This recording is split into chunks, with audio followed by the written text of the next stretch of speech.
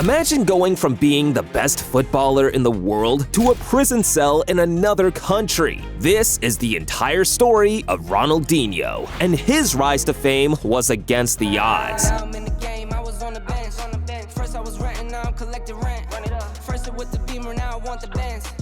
Growing up for Ronaldinho was tough. His parents were poor. He was born on March 21st in Porto Alegre in Brazil, and his dad, João Moreira, was a former pro who had to retire early after injuries. His mom sold cosmetics and later became a nurse. Despite the challenges they faced early on, the family remained very close, and the reason for that was football. Ronaldinho and his brother, Roberto Assi, always trained with their dad, and pretty soon, Roberto had the chance to take the family out of poverty. Grêmio had been looking at him, and in the end, offered him a lavish 2-year contract that gave him a new house and a fresh start. Quickly, Roberto moved his family out of poverty and into the new home. But just as they were about to celebrate, everything came crashing down. 1989, the year Roberto's story ended and Ronaldinho's story began. 2 months before Ronaldinho's birthday, they came back home one afternoon and discovered the shocking news. Their dad, João Moreira, was found unconscious in the family swimming pool, so they quickly rushed him to the hospital. But in the end, it was too late. He died in a coma. Roberto's story now shifted him, trying to step in following his dad's death. And for Ronaldinho, what he didn't know was that this sad event would push him to becoming one of the greatest players in the game's history. Football now became Ronaldinho's only focus, and he was gifted at it. By 13, he became so good, he even scored 23 goals in a single game. Numbers like this led national youth team scouts to come to watch his games, and in 1997, he got the call-up that would kickstart his career. He made the Brazil Under-17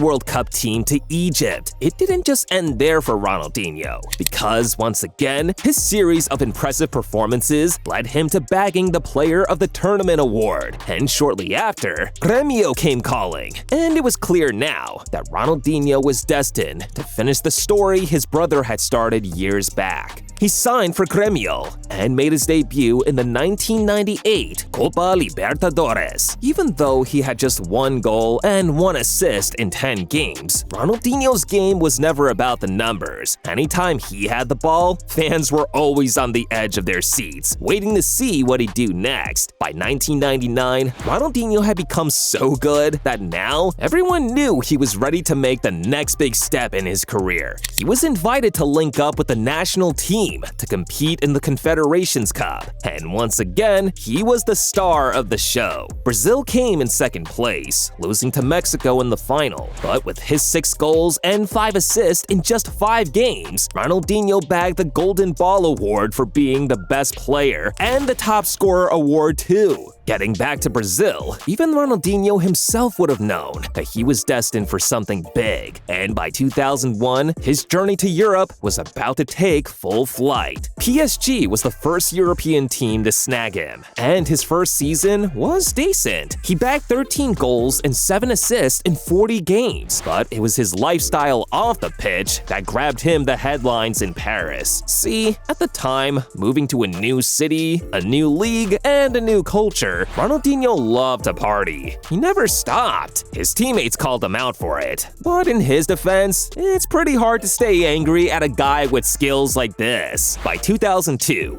Ronaldinho's form was enough to bag him a ticket to the World Cup with the national team, and he had an amazing tournament. A goal and assist versus China in the second group stage game helped Brazil seal qualification, and in the round of 16 versus Belgium, he dropped an assist that helped the Seleção win 2-0 and qualify for the quarterfinals. And it was at this stage that Ronaldinho did something that would be remembered for centuries. Brazil was up against a star-studded English team, and just watching the talent on display, a moment of brilliance was going to be the difference between these two. With Brazil needing someone to step up to the occasion, Ronaldinho shocked the world. He caught out David Seaman with this stunner from miles out. Add that to another assist assist later on, and Ronaldinho's brilliance helped Brazil knock England out. After picking up 2 yellow cards, he was suspended for the semi-finals, but played 85 minutes in the final as Brazil beat Germany 2-0 and officially became champions of the world. He'd done it! João Moreira's kid from Porto Alegre had won the World Cup. He played one more season in France after this, and by the end of 2003, a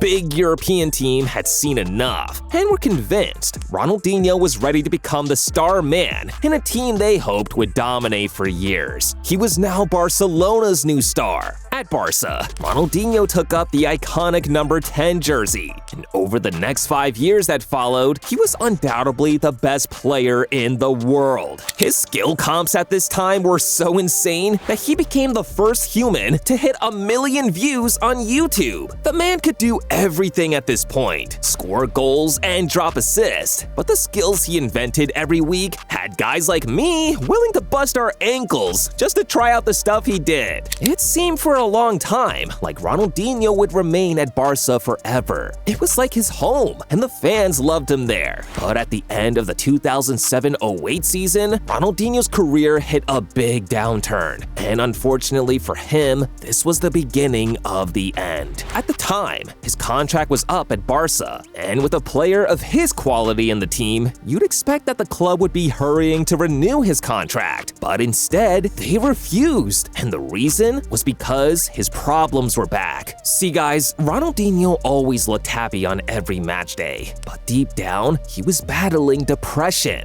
Ever since his father died, it left a huge hole in his heart no one else could fill. And even though he loved the game so much, his dad not being there to see him winning now always got to him. And to escape these deep thoughts, he turned to partying. Barca's new coach Pep Guardiola knew Ronaldinho's talent, but he also had a young superstar named Lionel Messi coming through. And seeing the bond Messi and Ronaldinho had started to develop, Guardiola knew the longer Ronaldinho stayed with his habits, the more likely Messi was going to turn out like him. So in the end, he pushed for the club not to renew his contract. And that was it. Ronaldinho and Barca were over. After 94 goals and 70 assists in 207 matches, including a Ballon d'Or, a Champions League, 2 league titles, and 2 Spanish Super Cups, Ronaldinho was out. But lucky for him, another European giant had caught wind of his departure from Barca, and they quickly made him an offer he simply couldn't refuse. AC Milan, and the team they had that year was like someone had hit an ultimate team glitch. Paolo Maldini, Alessandro Nesta, Dida, Gattuso, Kaká, David Beckham, Clarence Seedorf, and now Ronaldinho, all in one team. He got his performances up in the early months, but as the season went on,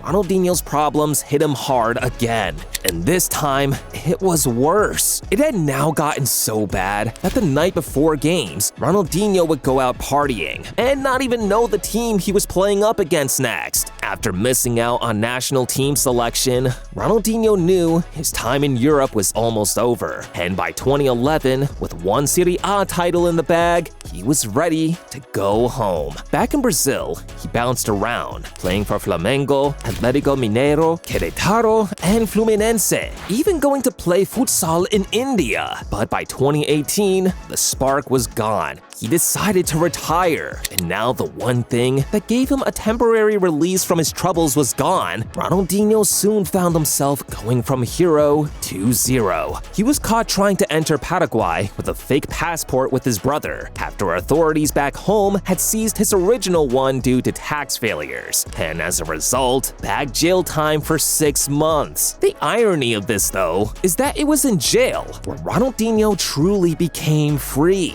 He now had more time to himself, committed to fixing his life up again, and decided to let go of the hurt his dad's death had caused him. He was released in August 2020, and today, he's cleaned up well. He's involved in business ventures like Nuki, a sponsorship and development firm, is the co-founder of Footsider, an app that helps with recruitment in football, and thanks to his love for music, has even set up a recording studio back home. All of this is great progress, but you know what I think his biggest achievement is? Subscribing to Goal Zone, like you're about to.